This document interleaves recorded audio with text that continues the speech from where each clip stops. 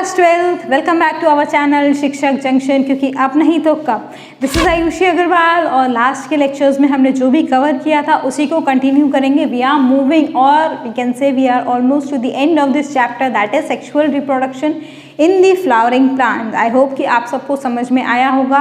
और जैसा कि आपको पता है, जो वीडियोस रेगुलरली देखते आ रहे हैं चैनल के ऊपर, कि जब हम लास्ट की तरफ बढ़ते हैं तो एंड में उस चैप्टर का रिव्यू, उसके साथ कुछ क्वेश्चंस और साथ में MCQ वाली एक वीडियो आपके लिए दी जाती है, ताकि आपको उस चैप्टर से रिलेटेड जो भी क्वेश्चंस आपके एग्जाम्स में पूछे जाते हैं, चाहे वो कॉम्पिटिटिव हो, चाहे वो बोर्ड एग्जाम हो, सबके क्वेश्चंस आप तक पहुंचाए जाते हैं। तो इस बात का भी ध्यान रखेंगे। शायद आज का ही लेक्चर आपका लास्ट लेक्चर होगा इस चैप्टर से रिलेटेड। ऑब्वियसली लास्ट लेक्चर आपका चैनल पर तो नहीं है जी, तो उसको देखते हैं। उसके बाद आपके वही क्वेश्चन आएंगे और जिसको आप अच्छे से स्टडी कर पाएंगे। चलो, लास्ट के लेक्चर में हम फ्रूट्स के ऊपर कुछ बात कर रहे थे। इन्हीं फ्रूट्स के ऊपर कुछ और बात करते हैं। कुछ टर्मिनोलॉजीज हैं छोटी छोटी जो हम डिस्कस करेंगे, जैसे कि है एक टर्मिनोलॉजी फॉल्स फ्रूट। अब नाम सुन के अगर किसी को लग रहा हो कि फ्रूट फॉल्स कैसे हो सकता है, और जो अभी मैं आपको एग्जांपल दूंगी तो आपको लगेगा अरे ये फ्रूट तो बिल्कुल भी फॉल्स नहीं है, मतलब रियल फ्रूट है। जैसे कि चलो पहले ही एग्जांपल दे देती हूँ। एग्जांपल आते हैं इसके एप्पल और स्ट्रॉबेरी, ये दो एग्जाम्पल्स आते हैं। अब आपको पता चलेगा अरे ये तो फॉल्स फ्रूट नहीं है, है ना, फॉल्स फ्रूट तो नहीं है। एप्पल सचमुच का सेव आता है हमारे पास, स्ट्रॉबेरी भी सचमुच की अवेलेबल रहती है मार्केट में, फिर इसको फॉल्स फ्रूट क्यों बोला? वो बोला उसकी डेवलपमेंटल प्रोसेस से रिलेटेड। देखो, जब भी फ्रूट का फॉर्मेशन होता है हमारे ओवरी से, पिछले लेक्चर में हमने डिस्कस किया था कि जो ओवरी है वो फ्रूट बनाती है और जो ओव्यूल है वो सीड्स बनाते हैं। लेकिन जब ये फॉल्स फ्रूट्स का डेवलपमेंट होता है, जब हमारे नॉर्मल फ्रूट्स डेवलप होते हैं, तो क्या होता है, सारे के सारे फ्लोरल पार्ट्स, मतलब जैसे हो गया हमारा पेटल, सेपल, थैलेमस, ये सारे पार्ट्स डीजनरेट होकर फॉल ऑफ हो जाते हैं। ठीक है, जितने भी फ्लोरल पार्ट्स हैं वो नॉर्मल फ्रूट्स में डीजनरेट हो जाते हैं और उसके बाद उनका रोल फ्रूट्स के फॉर्मेशन में नहीं बचता। लेकिन ये किसका केस है? ट्रू फ्रूट्स का केस है। ये ट्रू फ्रूट्स के केस में ऐसा होता है। बाकी के जितने भी फल आप खाते हैं उनमें ऐसा ही होता है। लेकिन इन फॉल्स फ्रूट्स में, जैसे एप्पल और स्ट्रॉबेरी के केस में क्या होता है, इन वाले केसेस में, अच्छा इसको यहाँ से नहीं लेते हैं वरना कन्फ्यूजन होगा, इसको यहाँ से लेते हैं, है ना, डाइवर्जन हो जाएगा अगर तो कन्फ्यूजन हो जाएगा, इसीलिए इसको हमने यहाँ से लिया है। लेकिन इन फॉल्स फ्रूट्स के केस में जो थैलेमस होता है हमारा, जहाँ से हमारे सारे के सारे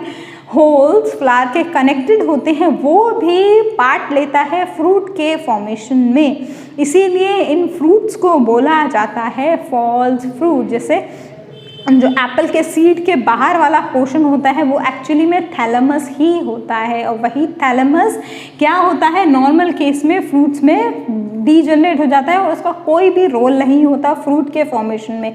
लेकिन इन फॉल्स फ्रूट के केस में थैलेमस पार्टिसिपेट, बस इसीलिए इनको बोला जाता है फॉल्स फ्रूट। स्ट्रॉबेरी के केस में भी यही होता है, इनफैक्ट कैश्यू के केस में भी यही होता है। ये कुछ कॉमन एग्जाम्पल्स हैं जो पूछे जाते हैं आपके कॉम्पिटिटिव एग्जाम्स में भी, या फिर वन वर्ड के फॉर्म में भी पूछे जा सकते हैं कि फॉल्स फ्रूट्स के एग्जाम्पल क्या होते हैं, और ऐसा वो कौन सा पार्ट है फ्लावर का जो इन फॉल्स फ्रूट्स की डेवलपमेंट में मदद करता है, जिससे उनका नाम ही फॉल्स फ्रूट हो गया। तो वो कौन सा पार्ट है? थैलेमस है। ठीक है, छोटी सी टर्मिनोलॉजी है जो आपको ध्यान में रखनी पड़ेगी। अब इसके अलावा कुछ और बात इन्हीं फ्रूट्स के बारे में। फॉल्स फ्रूट तो हो गया हमारा। अब देखो कुछ और टर्मिनोलॉजीज। हमने अभी तक देखा है कि जो फ्रूट हमारा बना, जो सीड्स थी वही थी एक्चुअल प्रोडक्ट हमारी फर्टिलाइजेशन की, और ओवरी जो डेवलप हो गई वो हो गई फ्रूट में। लेकिन कभी कभी ऐसा होता है कि जो फ्रूट हैं वो विदाउट फर्टिलाइजेशन भी बनते हैं।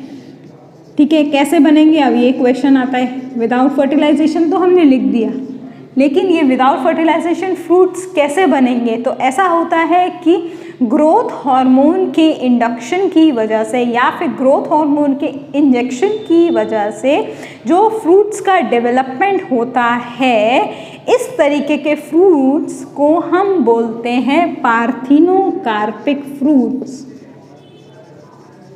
और इनकी जो स्पेशलिटी होती है वो होती है क्योंकि ये फर्टिलाइजेशन के बिना बने हैं, फर्टिलाइजेशन की ज़रूरत नहीं पड़ी इनको बनाने के लिए, इस वजह से ये जो फ्रूट्स होते हैं वो होते हैं सीडलेस, क्योंकि सीड्स ही अल्टीमेट प्रोडक्ट है फर्टिलाइजेशन का। तो ऑल्दो इतना बड़ा डेविएशन आ रहा है, तो इस डेविएशन की वजह से ये जो हमारी सीड्स हैं ये इन फ्रूट्स में प्रेजेंट नहीं होंगी। अब जैसे ही मैंने यहाँ पर सीडलेस का एग्जाम्पल दिया, सीडलेस वर्ड कोट किया, वैसे ही सबसे अच्छा एग्जाम्पल आप सबके दिमाग में आ गया होगा, क्या है वो? बनाना। बनाना के अंदर सीड्स प्रेजेंट नहीं होती, इसका मतलब ये है parthenocarpic fruit without fertilization develop होता है। किसकी वजह से? ग्रोथ हार्मोन के इंडक्शन की वजह से। तो इस तरीके के सारे फ्रूट्स को हम बोलते हैं पार्थिनोकार्पिक फ्रूट्स। ठीक, ये तो हो गई कुछ फ्रूट्स की बात। अब बात करते हैं इन्हीं फ्रूट्स के अंदर जो सीड्स प्रेजेंट हैं। ऑल्दो हम सीड्स के ऊपर काफ़ी डिस्कशन अपने लास्ट लेक्चर्स में भी कर चुके हैं, लेकिन हाँ, जो एक मेन चीज़ है इन सीड्स के बारे में पढ़ने की, वो है कि सीड्स क्या एडवांटेजेस ऑफर करती हैं एक पर्टिकुलर प्लांट को। ठीक है, ऐसी कौन कौन सी एडवांटेजेस हैं जो सीड्स ऑफर करेंगे? क्योंकि सीड्स बन रही हैं, इसका मतलब इसका कुछ ना कुछ तो यूज़ होगा ही होगा किसी भी एंजियोस्पर्मिक प्लांट के अंदर या ऐसे प्लांट के अंदर जिनके अंदर इसका फॉर्मेशन हो रहा है। तो ऐसी कौन सी एडवांटेजेस हैं जो ये सीड्स ऑफर करेंगी? तो ऐसी एडवांटेजेस बहुत सारी हैं एक्चुअली में। सबसे पहला एडवांटेज तो सीड यही देती है प्लांट को कि क्योंकि ये सेक्सुअल रिप्रोडक्शन की वजह से बन रही है, और हमको पता है कि सेक्सुअल रिप्रोडक्शन का सबसे बड़ा एडवांटेज होता है वेरिएशन का, क्योंकि उसमें कॉम्बिनेशन होने की पॉसिबिलिटी बढ़ जाती है। यही सेम फंडामेंटल एनिमल्स के साथ भी एप्लीकेबल है। एनिमल्स के केस में भी जब फर्टिलाइजेशन होगा तो वेरिएशन होने के जो चांसेस है वो बढ़ जाएंगे। इस चीज़ को आप अपने जेनेटिक्स वाले चैप्टर में बहुत अच्छे से पढ़ने वाले हैं। वो जेनेटिक्स वाला चैप्टर बहुत जल्दी ही चैनल के ऊपर आने वाला है। ठीक है, one of my favourite chapter है, आपका भी मैं बना दूंगी अगर आप मेरे साथ जुड़ेंगे उस चैप्टर में तो। ठीक, देखो, तो सेक्सुअल रिप्रोडक्शन किसका फॉर्म बनता है, किसका बेस बनता है? वेरिएशन का। इसीलिए सीड्स वाले जो फ्रूट्स होते हैं, जो सीड्स होती हैं, वो बहुत वेरिएबिलिटी लेकर आती है फ्रूट्स के अंदर। तो ये हो गया उसका पहला एडवांटेज। दूसरा, सीड्स के पास सफिशिएंट रिजर्व फूड होता है। किसके लिए? ऑब्वियस ही बात है, सीड के अंदर जो डेवलपिंग एम्ब्रियो है उसके लिए इनके पास सफिशिएंट फूड मटेरियल है ताकि वो बड़ा होकर उससे नरिशमेंट ले पाए। कब तक? जब तक वो खुद ब खुद प्रिपेयर नहीं हो जाता फोटोसिंथेसिस करने के लिए, तब तक सीड्स अपने पास उतना रिजर्व फूड रखती हैं। और आपको पता है वो रिजर्व फूड किसके फॉर्म में अवेलेबल रहता है? एंडोस्पर्म भी उसको प्रोवाइड कराता है, न्यूसेलस भी प्रोवाइड कराते हैं। ये सारे ऐसे एम्ब्रियो सैक के अंदर जो स्ट्रक्चर्स हैं वो प्रेजेंट हैं जो इस एम्ब्रियो के नरिशमेंट का काम करेंगे। कब तक? जब तक वो खुद ब खुद ऑटोट्रॉफिक ना बन जाए। तो उस एम्ब्रियो के पालन पोषण का काम भी इन सीड्स ने पहले से कर रखा है। ये हो गया उसका एक दूसरा एडवांटेज। तीसरा एडवांटेज, सीड्स प्रोटेक्टिव होती हैं एक डेवलपिंग एम्ब्रियो के लिए। कैसे? हमने देखा है कि सीड्स के आसपास सीड कोट प्रेजेंट है जो इंटेग्यूमेंट बनाते हैं।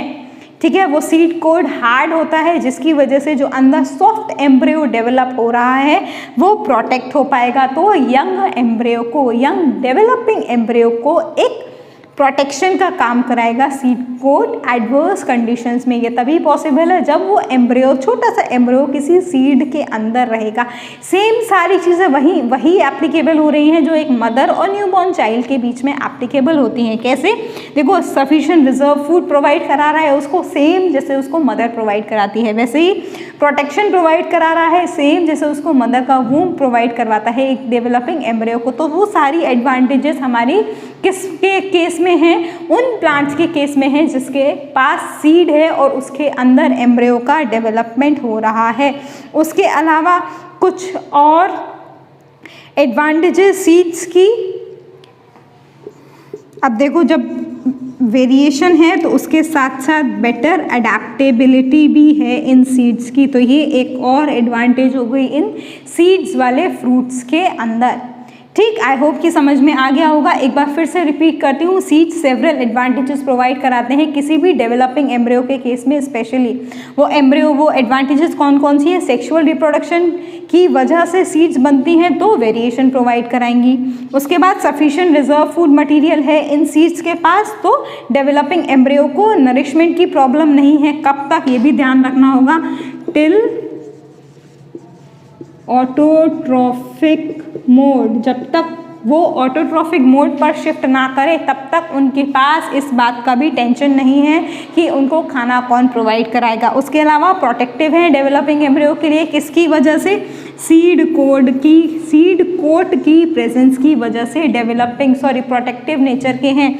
उसके अलावा बेटर अडेप्टेबिलिटी शो करते हैं। ये हो गई कुछ किसकी एडवांटेजेस? सीड्स की एडवांटेजेस किसी भी एम्ब्रियो के लिए। अब देखो कुछ और बातें इन्हीं सीड्स के बारे में, थोड़ी इंटरेस्टिंग चीज़ें हैं, मैं बताती हूँ आपको।